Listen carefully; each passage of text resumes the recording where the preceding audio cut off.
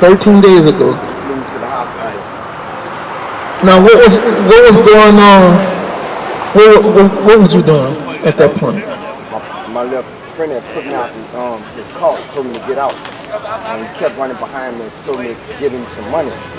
And I was going to give him, I didn't have no problem giving him $5. I only had $10. I'd already told him I was going to give him 5 out of 10. But I don't do no drugs.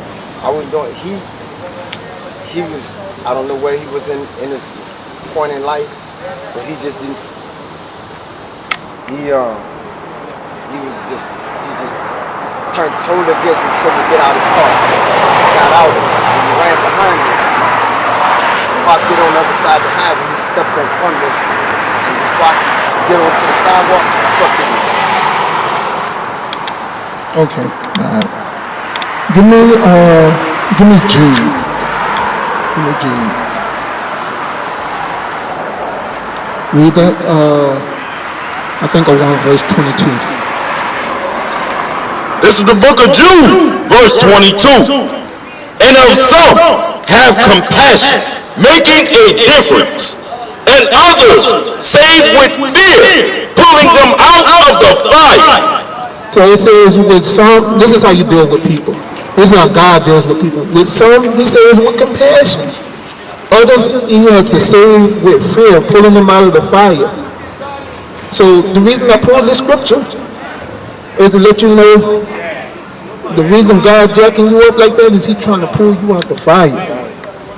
For you to get hit by a truck and you still here, is God showing you, I can take your life, but I don't want it yet. Now you running into his true prophets, because what they teaching you in their church over there, what they teaching you in all these churches around here, is nothing but lies. They ain't gonna tell you the truth. That's right. So let's go to Psalms 119 and 120. Bring it out. Psalms 119, 120. What we're going to show you, what we're getting into, is the fear of God, right? So read that. The book of Psalms, chapter 119, verse 120. My flesh trembleth for fear of thee, and I am afraid of thy judgments. So this is King David speaking. He said his flesh trembleth for fear of God, and he's afraid of God's judgments. You getting hit by a truck, believe it or not, was a judgment of God because you've been breaking his commandments. All the stuff you've been going through in your life, not even just the last 16 years, all through your life. Matter of fact, even before you were here, the things you went through before you were here. I went a little deep on that for a reason. The things you did, the things you went through before you were here, before you were here as you know it now. When we was on them slave ships, because I was spiritual on those slave ships. I want to ask you something. I try to help everybody and I pray constantly. That's all I do. Constantly try to help everybody. We gonna deal with that.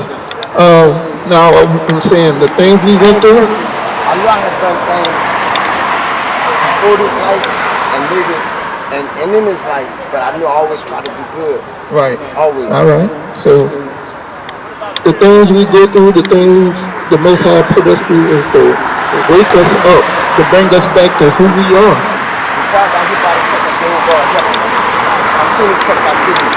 That's the last words I said before it hit me. So guess what? 13 days later, that hope is here. That's right. This is that hope. So we about to help you. Now, you say you pray constantly, right? I'm going to show you something about prayer. Give me what you getting, Proverbs? The book of Proverbs, chapter 28 and verse 9.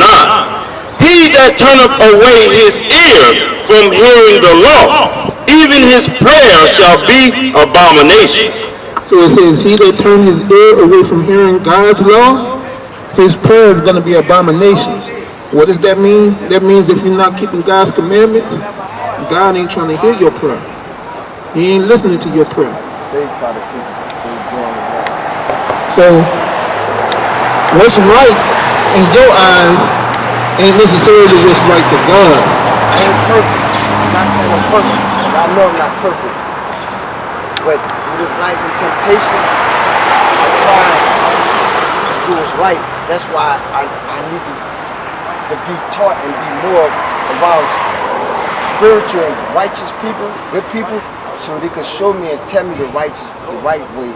Things that I think I'll be doing that's right, that I think ain't right, and things that I know that I do that's right. At least I think it's right, don't be right. Because sometimes you help people, you can't help everybody, because I done gave until I don't have, and then I go ask those people for help, and they walk away from me. Then I gotta go to my family for help, and I done gave everything away. So I'm thinking I'm helping. Do you understand? You know what I'm saying? I understand what you're talking about. But watch this. Give me, there's so much. Give me John 9:31. Give me that first. The book of John, chapter 9, verse 31. Now we know that God heareth not sinners, but if any man be a worshiper of God, and doeth his will, him he heareth. So, if you're a sinner, which everybody has sinned, right? Everybody has sinned. So, God said he don't hear sinners. So if everybody's sinned and God don't hear sinners, then how do we get heard by God? He said if you do his will, then he hears you. So what's the will of God? The book of Psalms, chapter 40, verse 8. I delight to do thy will, O my God. Yea, thy law is within my heart. So the laws of God have to be within your heart, meaning you have to know, because your mind is your heart. You have to know the laws of God in order to be able to do those laws so God can hear you. Now I'm going to give you a law for your situation, what you just talked about. Give me Sirach. Give me Sirach chapter 12. Sure, let's start at verse 1. The book of Sirach, chapter 12 and verse 1. When thou wilt do good, know to whom thou doest it, so shalt thou be thanked for thy benefits. So that's a commandment of God. He says when you do good, know to whom you're doing good, and you'll be thanked for your benefits. So you gotta know the people that you're doing good to. Let's read on. Let's read some more about that. Verse 2. Do good to the godly man, and thou shalt find a recompense, and if not from him, yet from the Most High. So it says, do good to the godly man. So how do you know if somebody's a godly man or not? Give me Sirach 37. How we know if somebody's a godly man or not? Let's see. The book of Sirach, chapter 37 and verse 12. But be continually with a godly man, whom thou knowest to keep the commandments of the Lord. So a godly man is a man that keeps the commandments of the Lord. Bring it out. So let's get into these commandments. Let's see what commandments we need to be keeping to be known as a godly man. Like, for instance, today. Do you know what today is? Saturday. What day of the week is Saturday? The Sabbath day. Now, these people that you've been helping, do they keep the Sabbath day? Sabbath day means what? Today is the Sabbath day. That means right. The Sabbath means the rest of the Lord. The Sabbath day is your rest day. This is the day you're supposed to worship God and get close to God. Now, like I said, the people you help, they probably go to church on Sunday, huh? So, that's not a godly man. It's not a godly woman. Right. Because today is the Lord's day. That's right. See, I was always taught, I just say that day, how you pronounce it? The Sabbath. Yeah, the Sabbath day. But I was taught the wrong way. I was taught the Sabbath day was Sunday. We always taught the wrong way. Yeah. But guess what? I just happened to say that today. Just now. That's the Spirit of the Lord, then. That's the Spirit of the Lord, bro. Because if we've been taught that Sunday was the Sabbath day. Let's take a step back. I was about to say today. I was about to say today on Sundays is the rest day, but the original day is the Saturday, huh? Yeah, and the original day of rest is the Sabbath, Saturday. But let's take a step back. Let's say it was Sunday, right? There's things that you got to do on the Sabbath day that they ain't even doing in these churches. For instance, when you go to church on Sunday, after they have a service, don't they have a Sunday church dinner? Let's see if we're supposed to even be cooking on the Sabbath day.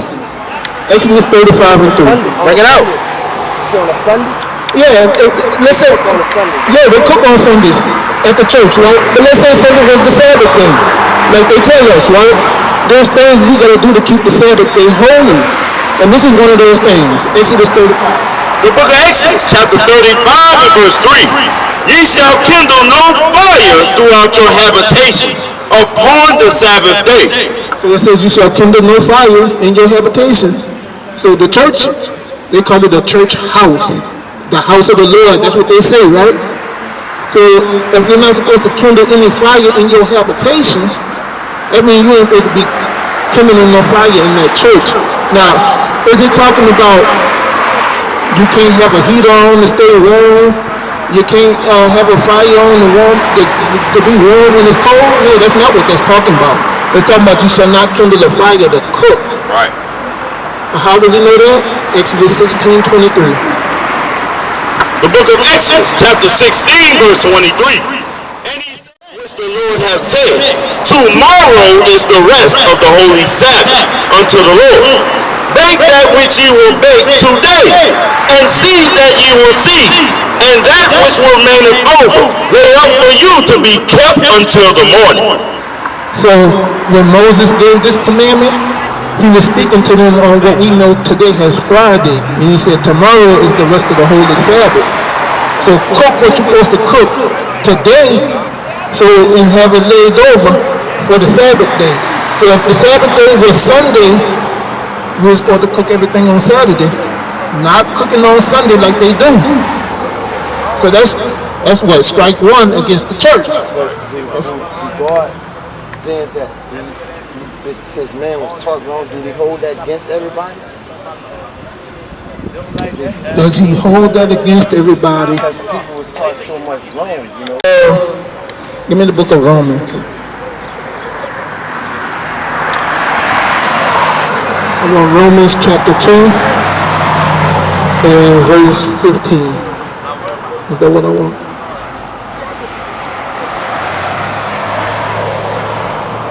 No, 13. The book of Romans, chapter 2, verse 13.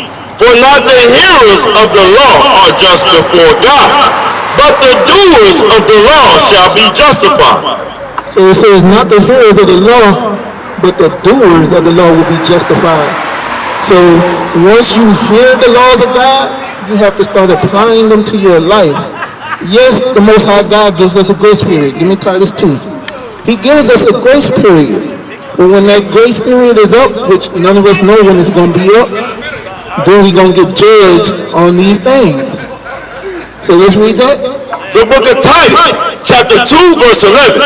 For the grace of God that bringeth salvation have appeared to all men, teaching us that, denying ungodliness and worldly lust, we should live soberly, righteously, and godly in this present world.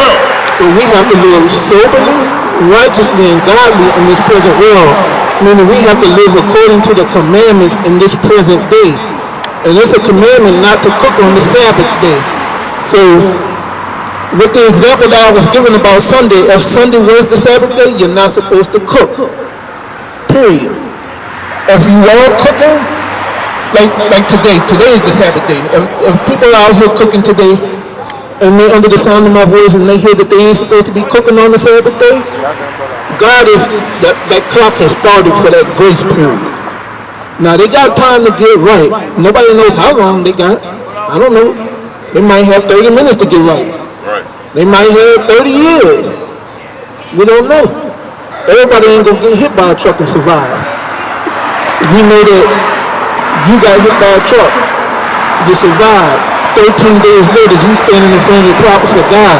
Bring it out. So your grace period, that clock is ticking right now. We know about you being right here right now.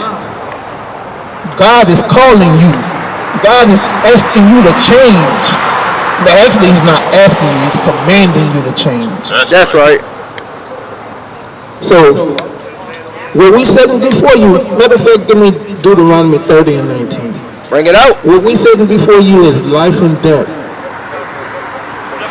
Said before you life and death, man. Read that.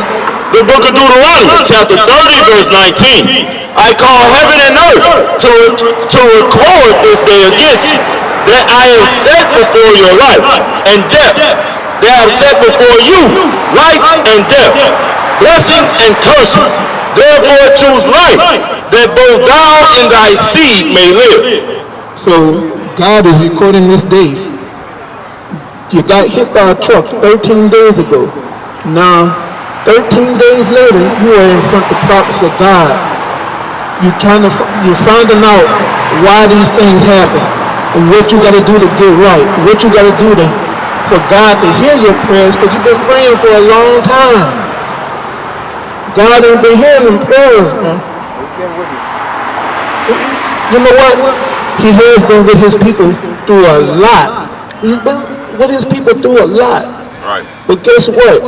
Though he might have been there, he's been there to keep you breathing, because he has a set date for you already.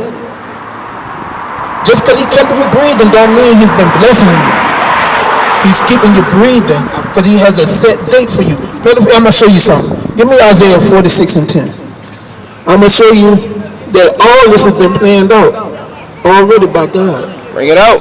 Isaiah 46 and 10. The book of Isaiah, chapter 46 and verse 10. Declaring the end from the beginning, and from ancient times, the things that are not yet done, saying, my counsel shall stand, and I will do all my pleasure. So the Most High God said he declared the end from the beginning. So in the beginning, the Most High God said that you was going to get hit by a truck. And 13 days later, I'm going to send before you my messengers to give you my true word. And he has a date set for you of whether you're going to choose life or whether you're going to choose death. Because when you leave here, when you leave from right here today, whatever you do, whether it's keep the commandments and repent the correct way, or you continue to live the way that you live in, that's the choice that you have to make. God is the only one that knows that choice. You don't even know that choice right now. I know what I want to do. You know what you want to do, but do you know what God wants you to do? I know what I'm doing right. That's why he's stabbed. Let's see. Let's see. So this is part of the living right that you got to start doing. It might have a lot of other people. Hold on, bro. Hold on. Give me Numbers 15. We about to give you the things you got to do to start living right. Numbers 15. Bring it out. The book of Numbers, chapter 15, verse 38. Speak unto the children of Israel, and bid them that they make them fringes in the borders of their garments throughout their generations, and that they put upon the fringe of the borders a ribbon of blue. So the word bid means to command. He said, command the children of Israel. These are the children of Israel. What society calls us is American blacks. What God calls us is Judah. West Indian blacks, God calls them Benjamin. Haitians, the Haitians are going through it right now. They're getting earthquakes and hurricanes and tsunamis. God calls them Levi. So these are the children of Israel. So the children of Israel are commanded to wear fringes. These are fringes with a ribbon of blue on the borders of all your garments. So what you have to start doing is wearing fringes. Matter of fact, let me take a step back. Do you see yourself on this sign? Would you be a so-called American black? Everything I'm doing, I see you. I need you to answer the question that I just asked you, bro. I don't see myself in one specific thing. never did. See, God is a man of all colors, of all things. So I don't see. There we go. There we go. I don't see. Look. All praises. I like that. But I've got to correct it. All right. God is not a man of all colors. He's not. God is not a man of all colors. When I say of all, let me be more specific. Go ahead. He see, when he created a rainbow, he see everything in color. Not one, you better than that person, or you better than that person, or you better than that person. Everybody got to live according to do right by God, because when he created this universe, he created everybody. Okay. He did create everybody. But I'm going to show you where you're wrong and what you think. That's all right. what I believe. Deuteronomy chapter 7, verse 6. Bring it out. The book of Deuteronomy, chapter 7 and verse 6. For thou art an holy people unto the Lord thy God.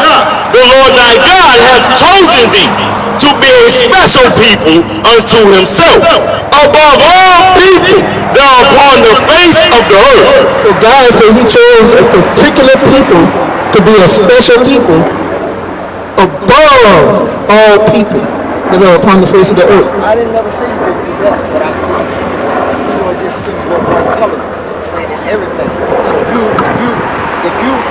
is a higher being than other creation, he don't make you say, hey, your creation and that creation shouldn't get along. That's why I got wars and stuff going on now, because of wrong. That people not trying to live according to do right within God. Well, that's why, again, God said he chose a particular people, right, to be special above everybody else. That's not equality. What you're talking about is equality. God ain't about equality. He said you're special. He said you are above everybody else, and you got to carry yourself that way. So if there's a people that's above other people, then there's going to be people that's below.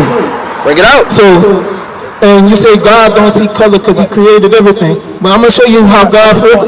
Look, hold on. I'm with you, bro. I'm with you. I'm not against you. I just want to put a definition on it. Even though you're above, you may be above this particular race of people, and it's all different races of people as well. That don't mean that you should frown on them other races. That's what I'm saying. Because people teach, being taught, hey, you better than that person. You don't, that's not the truth. Even though you might be a higher race than this race of creation, you're supposed to let this race know that God created every race. He created this race maybe a step above, but don't frown on the other races because he's love. So if you frown on you, I'm gonna show you something. Give me second Idris chapter 6 verse 54. Bring it out. I'm gonna show you what God say about all the people he created. The book of 2nd Ezra, chapter 6, verse 54. And after these, Adam also, whom thou madest Lord of all thy creatures, of him come we all, and the people also whom thou hast chosen. So he makes a distinction. He said of Adam comes everybody, and also the people that he chose, right? Now let's see what else he says here. Verse 55, all this have I spoken before thee, O Lord, because thou madest the world for our sakes. As for the other people, which also come of Adam, thou hast said that they are nothing. So God's right here, it says God created everybody. Everybody came from Adam. And also the people whom he's chosen. And for those chosen people, God created the world. God created the world for those chosen people. And of all the other people, he said they are nothing. So now we got to find out who these chosen people are. Can I speak to you separate? 1 second. I need, excuse me. You can speak right here. No, separate party. I don't want the microphone people. turn the mic off. Hey, it's really important. I love y'all. I'm not racist at all. I love every race that God ever created. Because in this day and time, ain't nobody in the full race almost. You know what I'm saying? And listen. I'm listening. Listen to me. I'm listening. You got a lot of people out here losing their lives of every race. Blacks killing each other every day over. Man, it's a lot going on right now. We have to be more in tune that to know that if God was a man of color and hate, he would have never created everything that he created. And if God was a hatred man, I need you to stop. No. I need you to stop right now because you're going off, bro. You're going I off. don't believe God like Give me Ecclesiasticus chapter 42, verse 24. I'm going to say it out. You ain't no man of hate, bro. You know what? Hold up. Give me Romans 9:13. Bring it out. I knew that for a fact. You about to see what you know. Romans 9:13. The book of Romans, chapter 9 and verse 13. As it is written, Jacob have I loved, but Esau have I hated. Read the next verse. What shall we say then? Is there unrighteousness with God? God forbid. So God said he loved Jacob. Jacob is the 12 tribes of Israel, and he hated Esau. Esau is another race of people that God created, but he said he hates those people. Is there unrighteousness with God? What race is Esau? Is they still here? Yeah, they're still here. All races are still here. What is race of Esau? What is the race of Esau? The Caucasians. Bring it out. That's right. I can't, hey, bro. I got white in my blood. On what side of your family? On both sides. Where was your father? Mixed. Where was his father? And I'm going to show you why I'm asking you that. I don't know, but give me Numbers 1 and 18. What I'm saying, every race in this day and time, hey man, it's deeper than what I could. It's deep. Every race in this day and time is not mixed. Let's read what Numbers 1:18. Let's see what the Bible says about that. The book of Numbers, chapter 1, verse 18. Bring it out. And they assembled all the congregation together on the first day of the second month, and they declared their pedigrees after their pedigrees. The pedigree is the bloodline, right? They said they declared their pedigrees after their families by the house of their fathers. So it said they declared their pedigree, their bloodline by the house of their father. Meaning you are what your father is. The man carries the seed, bro. Like for instance, if you plant an apple seed in an orange orchard, you're still going to get an apple tree even though it's in an orange orchard, right? That's the same thing with man. No matter what that man plant his seed, you're going to be what he is. So if he's a black man, you're going to be a black man. If you're a white man, you're going to be a white man. If he's a Chinese man, you're going to be a Chinese man. Regardless of what the woman is. Right. I just got to go, bro, because, if God was that racist, I've been saved. Many people in this world, black and every other race, been saved by white and black and all kind of other races of people. So God is a user. He can use anybody to do what he needs them to do. Why you saying God racist? I gotta go, bro. Hey, he said he chose one nation of people above everybody. Look at Deuteronomy 76 again. Deuteronomy chapter 7 verse 6 again. This is the spirit that's in Homer, Louisiana, and that's why we're here. We gotta cast down these lies and these imaginations, these falsehoods. God said you're special. God said you're above everybody else. God ain't said you was equal to somebody that's lesser than you. Bring it out. Read. The book of Deuteronomy, chapter 7 and verse 6. For thou art an holy people unto the Lord thy God. The Lord thy God hath chosen thee to be a special people unto himself above all people that are upon the face of the earth. God said that you blacks, Hispanics, and Native Americans are above everybody else on the face of this earth. That's right. You are better than everybody else. Y'all need to stop downgrading yourself and live godly like y'all supposed to be. Y'all the greatest people on the face of this earth, but y'all want to be less than. Y'all want to be low. Y'all want to be niggas. God said you're greater than that. Bring it out. Read it again. For thou art an holy people unto the Lord thy God. The Lord thy God hath chosen thee to be a special people unto himself above all people that are upon the face of the earth. So God said he chose a certain group of people to be above all people on the face of this earth. Let's see who God chose. Let's see who God chose. Give me Isaiah 44. Let's see who God chose. Bring it out. Because we got to understand what the Bible is talking about. The Bible is not all-inclusive. The Bible is exclusive. The Bible is for one group of people only. Read that. The book of Isaiah, chapter 44, verse 1. Bring it out. Yet thou hear, O Jacob my servant, and Israel whom I have chosen. The 12 tribes of Israel are known today as African Americans, Hispanics, and Native Americans. Right. The sons and daughters of the slave trade, those that have been colonialized, those that are marginalized today, those that are being segregated against, those that have been redlined, those that have been put in projects, those that have been fed drugs to. Those are the Israelites. Those people that are dirt broke and messed up right now, trying to find their next meal, trying to see how they're going to continue living, trying to get out the corners. Right. Those are the Israelites. Those are God's chosen people. Those are the people that need salvation. That's right. Everybody don't need to be saved because everybody ain't got their oppressive foot on their neck. Bring it out. Read it again. Yet now hear, O Jacob my servant, and Israel whom I have chosen. The Israelites are God's chosen people. Give me that in 2 Esdras. 2 Esdras 5 and 27. Bring it out. Huh? Let's get these chosen people. Let's get some more on that. Is that what I want? 27? 2 Esdras, chapter 5.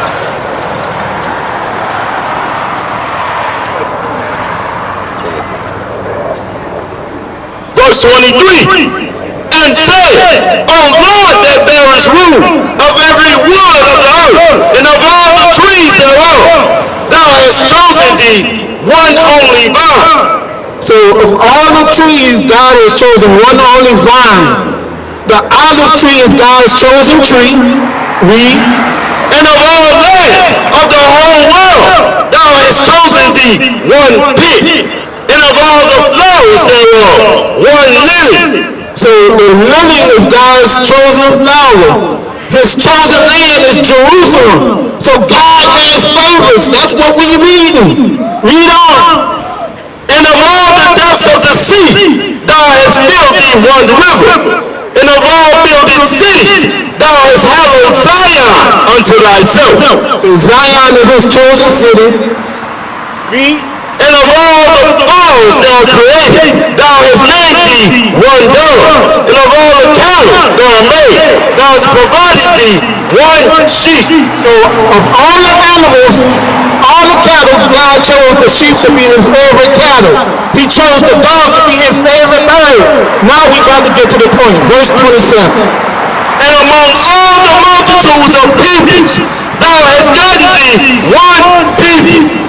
So all the people, God has gotten one people. That's the Israelites. That's right. The blacks, Hispanics, and Native Americans. Y'all are God's chosen people, whether y'all want to believe it or not. God said he loved y'all and he only loved you. He said he didn't love everybody else. Right.